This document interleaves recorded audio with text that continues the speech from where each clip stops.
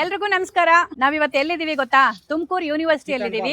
ತುಮಕೂರು ಯೂನಿವರ್ಸಿಟಿಯಲ್ಲಿ ಏನ್ ಮಾಡ್ತಾ ಇದೀವಿ, ನಮ್ಮ ಶಿವಕುಮಾರ್ ಅವರು ತುಂಬಾ ದಿನದಿಂದ ಈ ಶ್ರೆಡ್ಡರ್ ಕಲಿಕಾ ಕೇಂದ್ರಕ್ಕೆ ಒಂದು ಕೊಟ್ಟಿದ್ದಾರೆ. ಅಂತ ಶ್ರೆಡ್ಡರೇ ಇಲ್ಲಿ ಹಾಕಿದ್ದಾರೆ. ಸ್ವಚ್ಛಾಗ್ರಹ ಕಲಿಕಾ ಕೇಂದ್ರ ಬೆಂಗಳೂರಲ್ಲಿ ನೀವೆಲ್ಲರೂ ನೋಡಿರ್ಬೇಕು. ಈ ಶ್ರೆಡ್ಡರ್ ಎಲೆನ ಸಖತ್ ಪುಡಿ ಮಾಡುತ್ತೆ. And this shredded leaves can be used for even composting as brown material. Amazing. ಈ ತಿಮ್ಮಯ್ಯ ಅವರು ಇಲ್ಲಿ ತುಮಕೂರು ಯೂನಿವರ್ಸಿಟಿಯಲ್ಲಿ ದಿನ 11 ಗಂಟೆಯಿಂದ 5 ಗಂಟೆವರೆಗೂ ಈ ಎಲೆಗಳನ್ನ ಶೆಡ್ಡಿಂಗ್ ಮಾಡ್ತಾರೆ.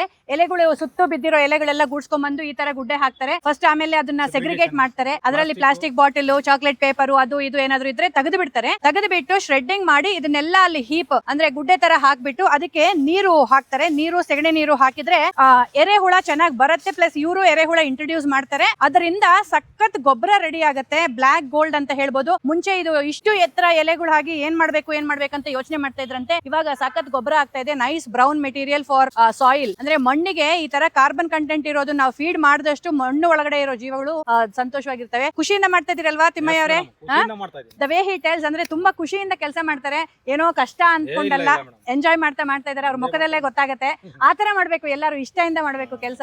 ವೆರಿ ನೈಸ್ ಶಿವಕುಮಾರ್, ಚೆನ್ನಾಗಿದೆ ನಿಮ್ ಪ್ರಾಜೆಕ್ಟ್ ಎಲೆ ಗೊಬ್ಬರ ಮಾಡೋದು. Thank you madam. ಈ ತರ ಮಾಡೋದ್ರಿಂದ ಏನಾಗುತ್ತೆ ಅಂದ್ರೆ ಕಸ ಏನು ನಾವು ಕಸ ಅಂತ ಹೇಳ್ತೀವಿ, ದಟ್ಸ್ ಎ ರಿಸೋರ್ಸ್.